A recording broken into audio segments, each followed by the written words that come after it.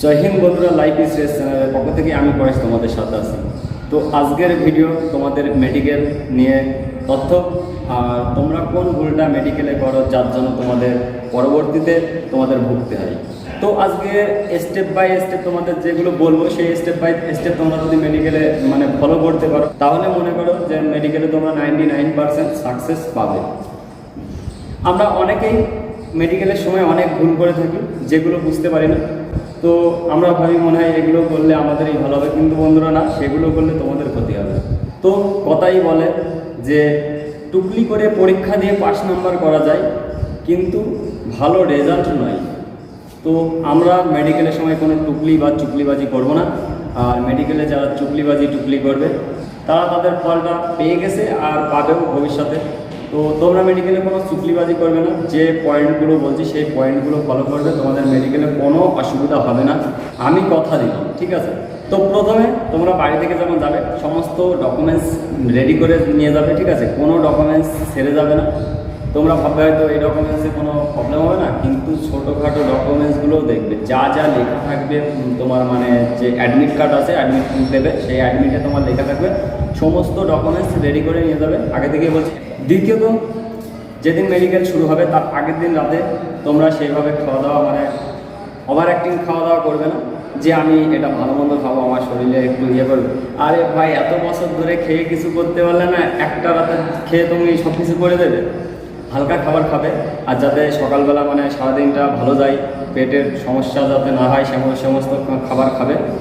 আর তোমরা পারলে রাতে ডাবের জল, ঠান্ডা জিনিস এগুলো খাবে, ঠিক আছে? যেহেতু এখন গরমকাল চলছে, তো পরের দিন সকালবেলা ভোরবেলা গেলে গ্রাউন্ডে ঢোকাবে তোমাদের ক্যাম্পের ভিতরে। ঢোকানোর পরে তোমাদের সারাদিন লেগে যাবে, রাত্রে হয়তো 7-8টার দিকে ছাড়বে, এমনকি 9-10টা বেজে যেতে পারে। তো ব্যাগের মধ্যে হালকা খাবার রেখে যাবে, নিয়ে যাবে। যদি ছোলা বেশি খাবে না, ভেজানো ছোলা, বাদাম এগুলো খাবে না, গরমকাল পেটের প্রবলেম হবে, ঠিক আছে? আর সাথে করে বন্ধুরা গ্যাসের ট্যাবলেট তোমরা নিয়ে যাবে। তো গ্যাসের ট্যাবলেট রেখে দেবে, যদি দরকার পড়ে তো খাবে।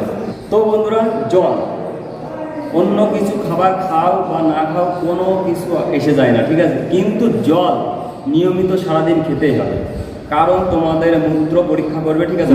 মূত্রটা যদি একটু করা হয়ে যায় তো সমস্যা আছে। তো যাতে মূত্রটা ঠিক রাখার জন্য আর শরীরটা ঠিক রাখার জন্য জল তত কন্টিনিউ রাখবে, তত তোমার শরীরের পক্ষে ভালো লাগবে। তো আমি তোমাদের আলাদা এক্সপিরিয়েন্স দেবো না বানানো বা কারোর থেকে শুনে। তো আমি আমার জীবনে যেরকম আমি স্ট্রাগল করে আমি আমার জীবনে স্টেপ বাই স্টেপ যেভাবে পার হয়ে এসেছি সেই এক্সপিরিয়েন্সটা তোমাদের দিচ্ছি। তো এবার মেন পয়েন্টে আসি। তো তোমাদের গ্রোয়িং পার্টস থেকে শুরু করে সব কিছুই দেখবে, চেক আপ করবে, ঠিক আছে? কোনো ভয়ের কিচ্ছু নয়। আর তোমাদের নখনিটা চেক করবে, ঠিক আছে? নখনিটা চার দেখছো আছে, তো রাতের বেলায় বালিশ বা জলের বোতল ওর মাঝখানে রেখে পায়ে বেঁধে শুয়ে থাকবে, চেষ্টা করবে। আর তোমাদের নখনির ব্যাপারটা, নখনি যাদের পুরোপুরিটা আছে, যে পায়ের যে পাঞ্জা, যে সামনের আঙুলের দিকটা সাটিয়ে নেবে দুই পায়ের সঙ্গে, আর গোড়ালির দিকটা একটু গ্যাপ রাখবে। আর যে পায়ের হাঁটু পুরো টাইট রাখবে, নখনিটা দেখবে হালকা থাকলেও সেটা বাঁধবে না, অসুবিধা করবে না।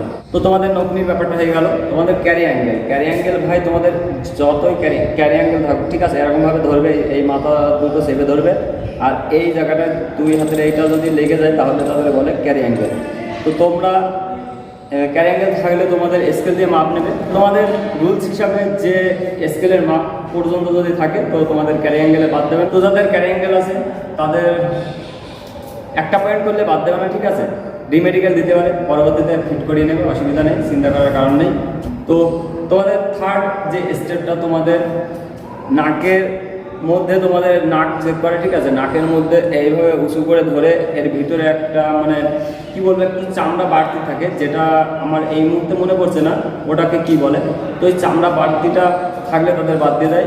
যদি কারো থেকে থাকে তাহলে এখন থেকে অপারেশন করে ওটা ঠিক করে নেওয়ার ব্যবস্থা করে নাও, ঠিক আছে? কারণ ওটা থাকলে বাদ দিয়ে দেবে। আর মোটামুটি মেন কথা, 3 থেকে 4টি পয়েন্ট করলে তার কখনো ডিমেডিকেল দিলেও তাকে ফিট করবে না, আমার যতটুকু জানা আছে। তারপরে তোমাদের স্টেপটা পায়ে তোমাদের দেখাবো কি করে ভিডিওটা। তো তোমাদের পায়ের যে তলার যে চামড়াটা যদি যেটা গ্যাপ থাকে ওই জায়গাটাকে ফ্ল্যাট ফুট বলে, আর ওই জায়গাতে যদি মাংসে পরিপূর্ণ সমান থাকে তাহলে তোমাকে ফ্ল্যাট ফুট হিসাবে পয়েন্টিং করবে, আর বাদ দেওয়ার চান্সটাই বেশি। তো তোমাদের যে গ্রোয়িং পার্টসের নিয়ে তোমাদের কোনো সমস্যা নেই, ভয় নেই, ঠিক আছে। ওটা মানে কি বলবো, চামড়াটা যদি খুলে যায় তাহলে কোনো সমস্যা নেই, আর যদি চামড়াটা না খুলে তাহলে অপারেশন করে ঠিক করে নেওয়ার ব্যবস্থা করো। আর তোমাদের ব্যাক সাইডের হোলটা দেখবে, ঠিক আছে, ভিতরে মানে অর্শ ফর্শ আছে কিনা ব্যাক সাইডে। তো অর্শ থাকলে তোমরা অর্শর ব্যাপারটাও তোমরা ঠিক করে নাও। আর তোমাদের যে গ্রোয়িং পার্টসটা, ওটা যে ভিতরে যে মাছটা যেটা বলে, ওটার ভিতরটা যদি একটু বেশি ছিদ্র থাকে তাতে সমস্যা খুব একটা করে না, কিন্তু পয়েন্টিং করে। তো মোটামুটি শরীরের ফিজিক্যালের দিক থেকে যেগুলো, সেগুলো মোটামুটি ক্লিয়ার। আর তোমাদের যদি পায়ের কোনো আঙুল ভাঙা থাকে বা হাতের আঙুল টাঙুল ভাঙা থাকে, সেগুলো একটু সমস্যা করে। আর বুকে যেটা তোমাদের মেশিনের দ্বারাই সেটা চেক আপ করবে যে বুকের কোনো হাড় ভাঙা আছে কিনা, আর শরীরের কোনো মানে বড় ধরনের রোগ আছে কিনা, সেগুলো একটু দেখবে। তো যাদের নর্মাল আছে তাদের কোনো অসুবিধা নেই, ওটা নিয়ে ভাবার কোনো ব্যাপার নেই। মেডিকেল বাড়ি থেকে মনে হয় যেন অনেক কঠিন, তো কোনো ব্যাপারই না। তোমার যদি সুস্থতা তুমি যদি থাকো তাহলে তোমার বাদ দিতে পারবে না। আর বন্ধুরা, যেটা লাস্ট ফিনিশিং স্টেপ বলবো, সেটা হচ্ছে লাভার বয়দের জন্য, যারা পেয়ার মহব্বত করেছে, ঠিক আছে, তাদের জন্য বলছি।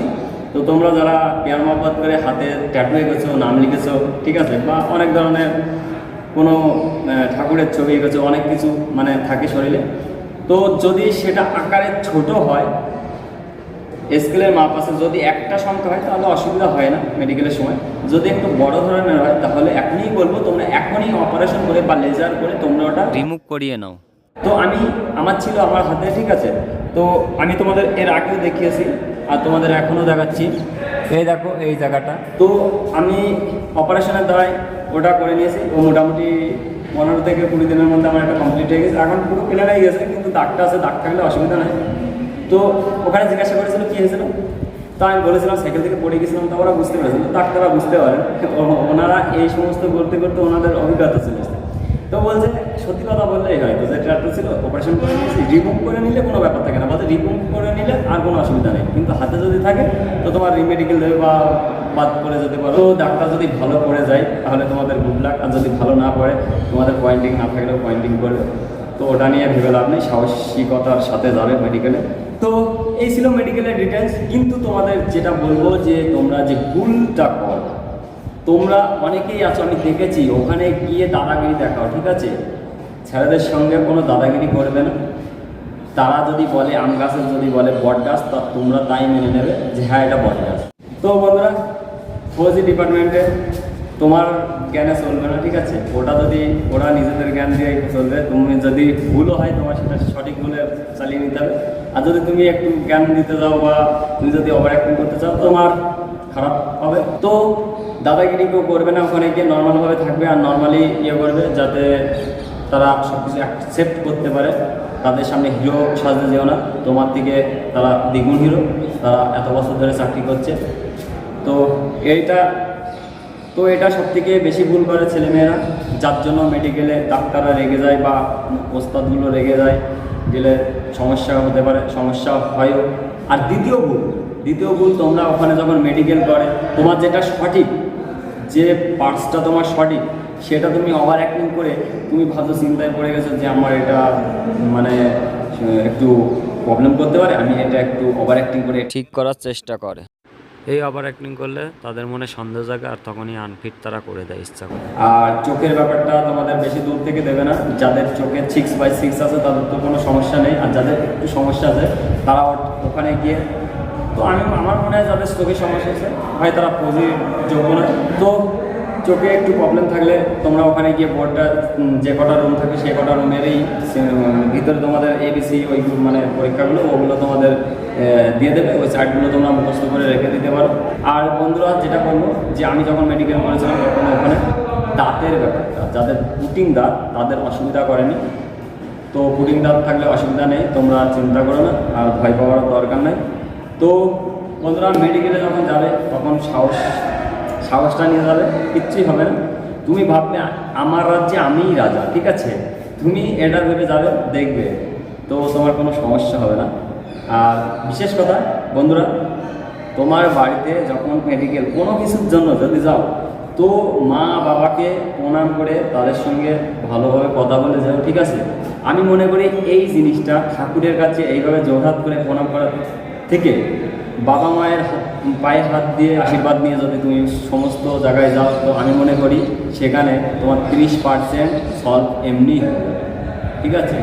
তো যাই হোক বন্ধুরা, তোমাদের রেজাল্টের ব্যাপার ভিডিও তো দিয়েছি, আর ভিডিও সেদিনই নিয়ে আসবো যেদিন রেজাল্ট দেবে। তোমরা ভিডিওটা তো বিশ্বাস করছিলে না, আগের মাসে তোমাদের রেজাল্ট চলে এসছে, তো অন্যান্য ইউটিউবাররা বলেছে। তো যাই হোক, দেখো দাদার কথা খাটে কিনা। ঠিক আছে? দাদা কখনো পর্যন্ত ভুলভাল তথ্য দেয়নি। তো এই ছিল তোমাদের সঠিক তথ্য, এই ছিল আমার মানে আমার ধারণা, আমার কি বলবো, আমার এক্সপিরিয়েন্স তোমাদের শেয়ার করলাম। তো যাই হোক, কখনো আজও পর্যন্ত বোধহয় বলিনি যে লাইক বা সাবস্ক্রাইব করতে। তো যদি তোমাদের ভালো লেগে থাকে, ঘরের ছেলে তোমাদের দাদা ভেবে তোমরা বেশি বেশি করে লাইক শেয়ার বা সাবস্ক্রাইব করে দিও যদি চ্যানেলটা ভালো লাগে। তো তোমরা আমাকে সাপোর্ট করো না, আমি বুঝতে পারছি, ভিডিও অনেক ছেড়েছি, কিন্তু আমি বুঝতে পারছি যে তোমরা সাপোর্ট করছো না, তোমাদের হয়তো ভালো লাগে না ভিডিও, আর ভালো লাগে না আমার ভিডিও বানাতে, ওই জন্য আর তেমন ভিডিও আনি না এখন। যে সময় লস করে ভিডিও আনি, সেই ভিডিওতে কোনো সাপোর্ট পায় না, ওই জন্য আর ভালো লাগে না। তো আমার মনে হলো ভিডিওটা তোমাদের জরুরি, আমার ভালো না লাগলেও আমি তোমাদের ভালোর জন্য ভিডিওটা আনলাম। তো যাই হোক, তোমরা সকলে ভালো দেখো, সুস্থ দেখো। জয় হিন্দ, ভারত মাতা কি জয়।